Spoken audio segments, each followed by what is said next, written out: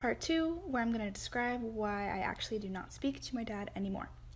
So after I moved out of my dad and my stepmom's home, watch my other videos if you are confused, I told my dad that I was never going to be speaking to my stepmom ever again, and I meant it. I decided to go to therapy my freshman year of college, which was 4 years ago, and came up with some really good strategies on setting boundaries in my life. Some of those boundaries included not meeting in his home so he couldn't ambush me with my stepmom, bringing somebody with me when we would meet so that I didn't feel, again, like he was attacking me, and just having open dialogue when we did decide to communicate. I would primarily speak over the phone because I live really far away from him now, and those conversations would look like him calling me names like fat or like I'm not doing enough, that I need to go to the gym more, or it would be him telling me that I need to have a relationship with my stepmom because it would make his life easier. Come back to part 3, sorry. I don't know how to talk about this, but you guys are more of a family to me than my actual family, so here goes nothing. I spent my morning bawling. So I don't have a good relationship with my mother, but I still try to be the bigger person. And on Mother's Day, I texted her, and I said, Happy Mother's Day. Her response was, thanks, same. So I vented to my grandmother, because I was under the impression that I deserved at least a Happy Mother's Day to you too. You know, bigger person shit. So my grandmother, being the wonderful person that she is, tried to make things right and talk to my mom. And instead of being a bigger person and saying, I'm sorry, I should have wished you a Happy Mother's Day too, I woke up to this shit. Thanks, Mom. Have we talked about how mentally abused I was as a child? And now we're going to carry it into adulthood? And that's on toxic parenting.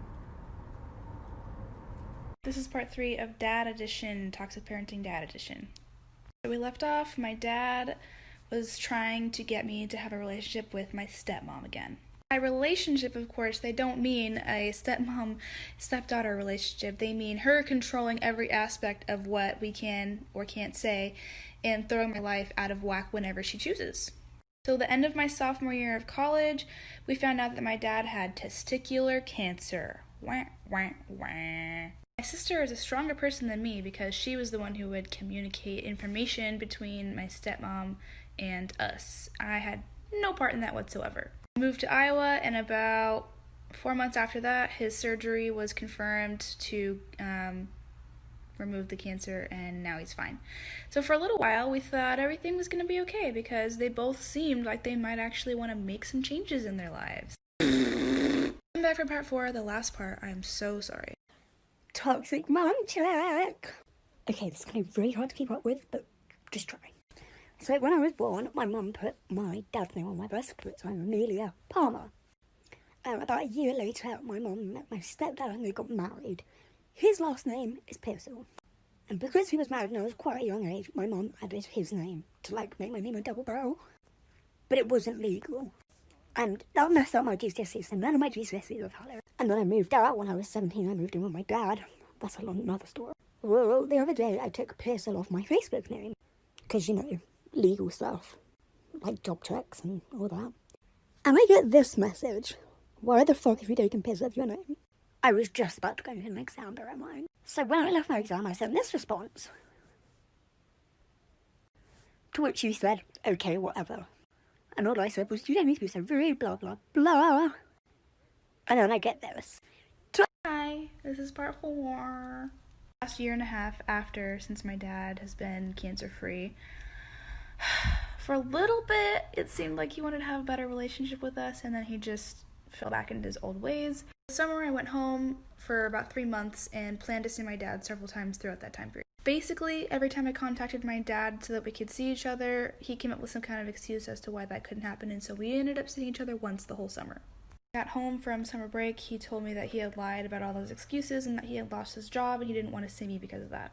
I told him that it really hurt me that he had lied to me and that I would have understood if that was the case, and he internalized that as me saying I wanted a different dad and called me a bunch of names, and then I had to hang up on him and we didn't speak for 2 weeks. He contacted me first, called me a bunch of names, and told me he only had one daughter and to start telling people that I was the product of a one-night stand and that I didn't have a dad. And so, you know what? I don't have a dad anymore. Put a finger down, positive parenting edition. Put a finger down, If, on a daily basis, you let your kids express their opinion without accusing them of talking back. Put a finger down if you tell your kid how beautiful and valuable they are. Put a finger down if you say thank you when your kid completes a task or a chore. Put a finger down if you laugh with your kids. Put a finger down if you put your phone down and listen to what your kids have to say. Put a finger down if you apologize when you know you've done something wrong. Put a finger down if you allow privacy because you trust your kids.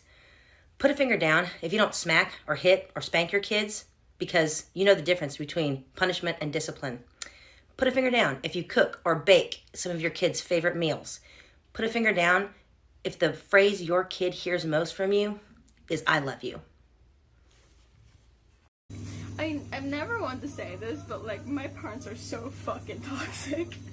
Like currently I'm having my Wi-Fi turned off because they want me to talk to them, even though every time I try to talk to them they turn into an argument and scream at me. But Okay, let me start this off by saying yes, I look bad.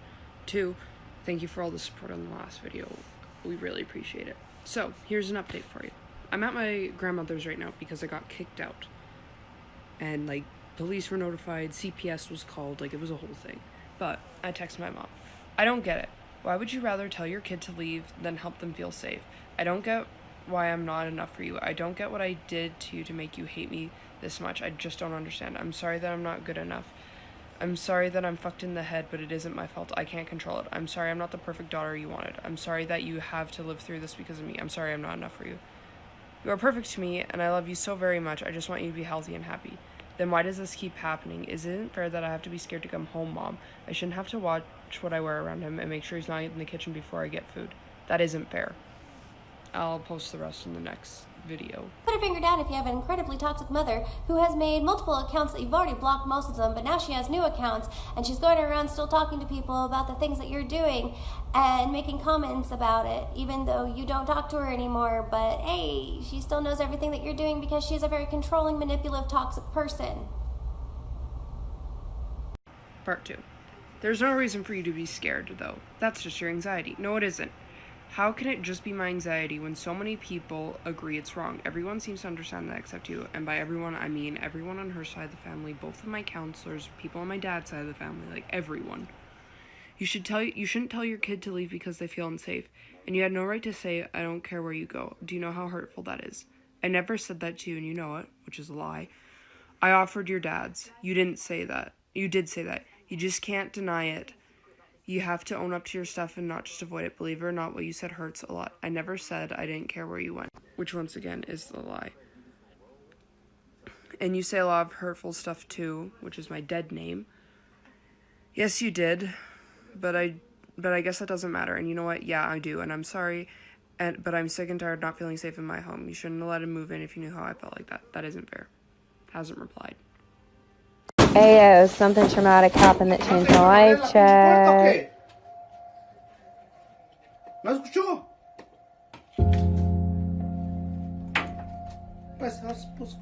Another toxic parenting story, and this one's gonna be Dad Edition. Before I get into why we don't speak anymore, here's just a couple of childhood stories that kind of describe his character. When I was in the 5th grade, my dad sat my sisters and I down on the couch to tell us that our next door neighbor dating an African American man was wrong and we weren't allowed to date or associate with anybody who was black or Hispanic or anything like that. My neighbor also had 2 gay uncles, and they were in a very loving, committed relationship for many years before I even met her, like 10 years. And they lived together, and they owned a salon together, and they wanted all of us girls to come stay the night at their house so that they could come, like, do a sleepover party, do our hair, do our makeup, and all kinds of stuff. And it would be a super fun, like, girls' night kind of thing.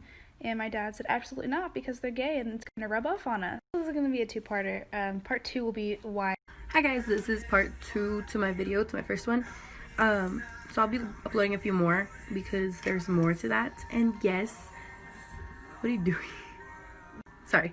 But yes, I'm allowed to vape in my house. No, I didn't do anything to piss him off because he was drunk and he was fighting my mom. And to get back at my mom, he kicked me out of the house.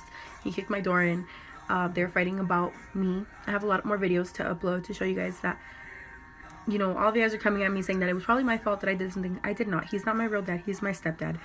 And you know, I just posted them because people need to know awareness that some kids do go through it. Like, some kids are mentally abused. We don't want another case. You know, we've already talked to CPS. We already have a bunch of things. I talked to my school, everything, you know. It's just something that people don't understand. And I just want to put it out there because I want people to know that they're not alone, that they can always talk to me or anybody else in the community. And I'm being attacked by everybody, so I don't care what you guys have to say. That's all.